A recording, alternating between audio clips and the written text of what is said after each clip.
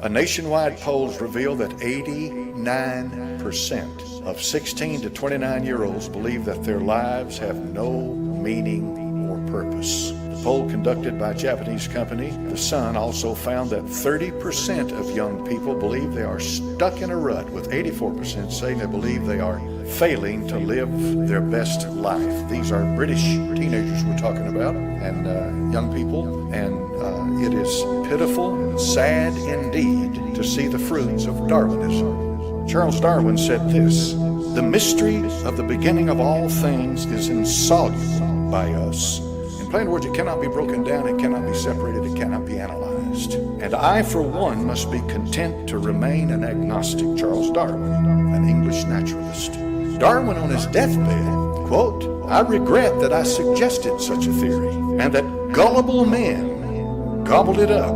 Are you PhDs, are you listening? "As though it were fact. I never intended that." This is Darwin talking. Have you ever heard CBS, NBC, and ABC quote that? You never will. Because they have an agenda, they push that agenda, they define the agenda, define the narrative, define the terms, and then they put them out before you in a constant barrage, day in and day out, day in and day out. And what they're doing is manipulating your mind, because they are so much smarter than you are.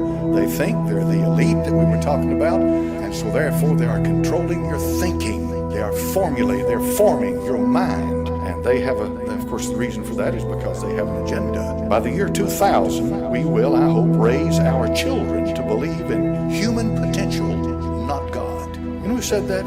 Gloria Steinem. You know who she is? She's one of the mothers of feminism. I guess that's a good way to put it. Eleanor Smeal, Gloria Steinem, the rest of them. Feminism teaches a woman that she doesn't need a man. Feminism teaches a woman she doesn't need a home. Feminism teaches a woman that she can go out on her own and she can be the master of her own destiny. And therefore the husband and wife relationship is antiquated, something that's not necessary today. And so we're going to march into this bold new world. All right, we're in it. And look what kind of world it's developing into. In human potential, it has to do with humanism.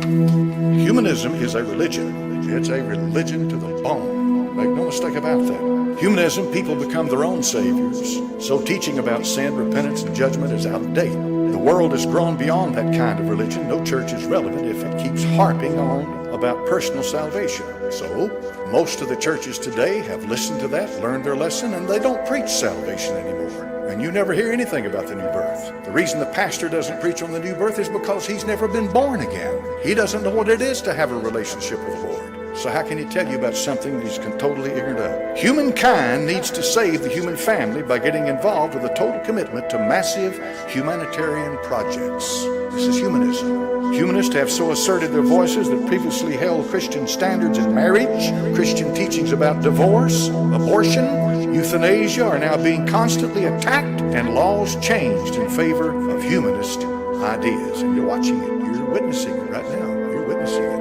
You're seeing this happen. It's not coming. It's here. There's a manifesto the humanists preach. Here it is. Number 1, humanists regard the universe as self-existing and not created. In other words, the eternity of matter. Number 2, humanists believe that human beings are a part of nature and have emerged as a result of a continuous process, evolution. Number 3, moral values derive their source from human experience. Situation ethics, folks. They've been teaching that in the school system for a long time. What may be right for you may not be right for me. My morality comes from my experience, from where I live, my culture, in other words. What one culture on this earth does with women has nothing to do with what another culture does. No consistency. There's no absolute standard, no absolute right, nothing absolute. It's all relative. Have you ever noticed how the preaching today is all relative? It's all designed to make you feel good. Have you noticed what this name it, claim it, blab it, grab it business about prosperity preaching? Have you noticed what it does? There's nothing in there about a real relationship with God. It's all about what God can do for you. Now it catches on here. It wouldn't work that good in Romania. Romania is one of the more poorer countries on earth. It only works in affluent societies like America or Canada for that matter. It works in countries where people make money, where money is available. So they preach prosperity. Number 4, traditional religions inhibit men and women from experiencing their full potentialities. In other words, inhibitions of fear. Number 5, we can discover no divine purpose or providence for the human species. There we go. There's humanism. We can find no divine purpose or providence for the human species. These British teenagers, 16 to 29, believe their lives have no meaning or purpose. here's the way the cycle works. It's been materialistic for some time.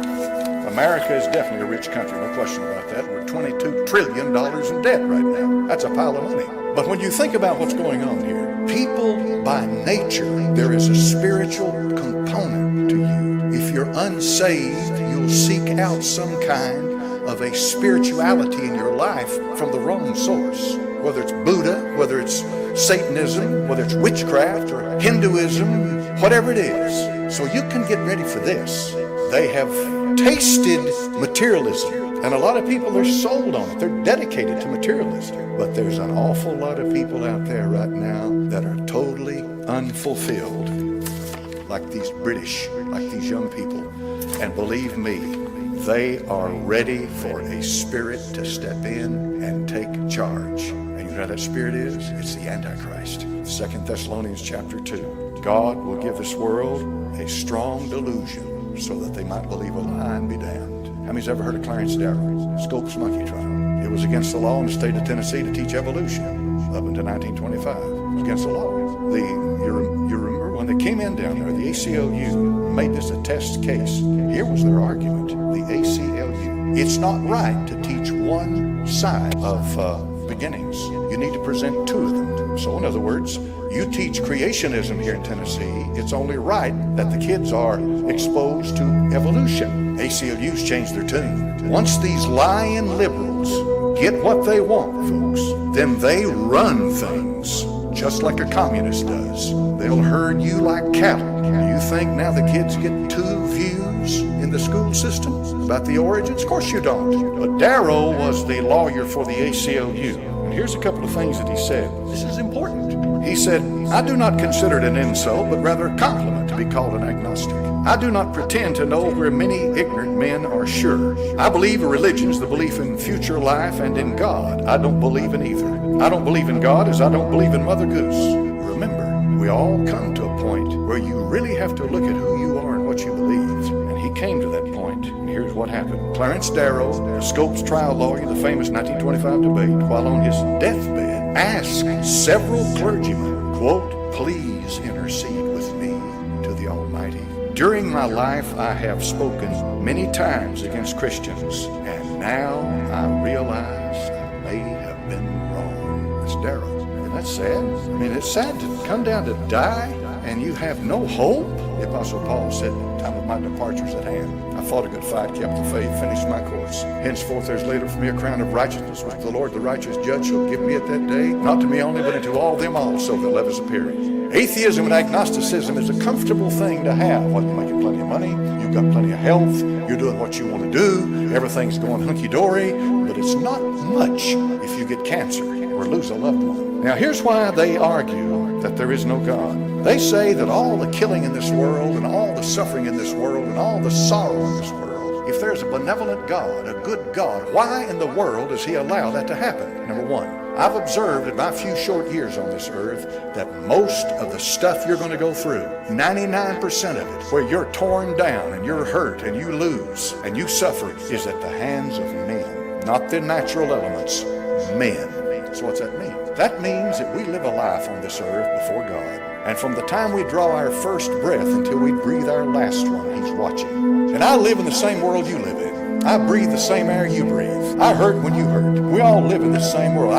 This business about, well, he's got a hedge, he's protected and all of that. The Lord showed you what the hedge was in the book of Job. He allowed Job to go through what he went through, and nobody could go through anything any worse than that. How do you know that in your own particular lifespan and lifetime that there may be something happening like that with Job and the Lord? We don't know. I don't know, but I do know this. I do know that a lot of wars are fought for profit. The young men who go out and bleed and die on the battlefield, and they're not making anything. It's the multinational, international bankers, just like Vietnam. That was what I grew up under. Think about it. What was it all about? Smedley Butler said, wars, and he was a 3-star general in the Marine Corps, and that's as high as you could get at the time. Wars are a racket. See what's going on? So why do men suffer? Let me tell you why they suffer. The Bible said in Mark chapter number 7, verse 21, for from within, out of the heart of men, proceed evil thoughts, adulteries, fornications, murders, thefts, covetousness, wickedness, deceit, lasciviousness, an evil eye, blasphemy, pride, foolishness. All these evil things come from within and defile the man. The heart is deceitful above all things and desperately wicked. Who can know it, he said. I, the Lord, try the heart, I search the reins, even to give every man according to his way and according to the fruit of his doings. The heart is deceitful, folks. You don't know how desperately lost your heart is without the Holy Ghost. To me, the most powerful thing about sin is its deceitfulness. You can think you're doing what's right, and all along you are a slave of Satan.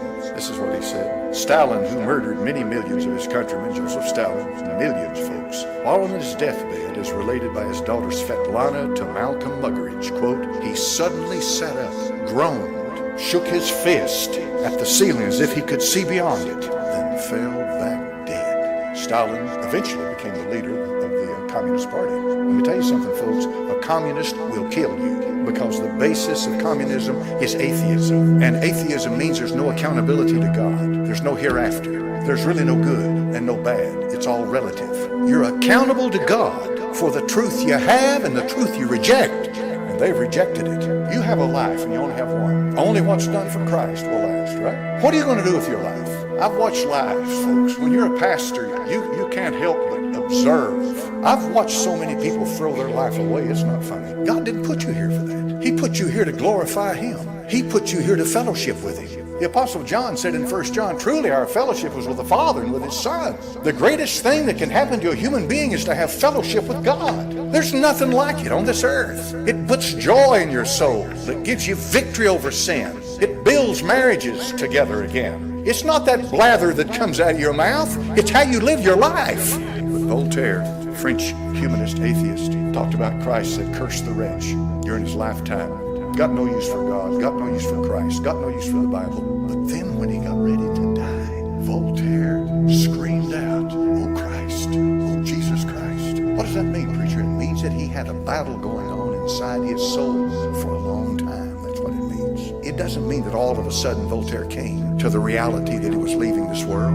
It meant that what had been building and building and building inside of him all of a sudden exploded when he was on his deathbed. They say that his disciples wouldn't let people in. I say disciples, I'm talking about the students of Voltaire. They wouldn't let people into the room because Voltaire was literally attacking agnosticism and atheism. And that's what he lived by. But when it came time to die, he was just like Clarence Darrow. Somebody pray for me, Darrow said. Would you please pray for me? Pray to who? I thought you said there is no God. Please pray for me. Please pray for me. It's the unknown. That's probably one of the darkest things for an agnostic or an atheist is the unknown. You're controlled. You've controlled everything in your life. You've controlled it all. You control the circumstances, the people. You're smart. You're clever. I mean, you've made it to the top. You've walked over how many people nobody knows, and you've destroyed their lives and their families to get where you are. But when you come down to the last moment of life, you are out of control.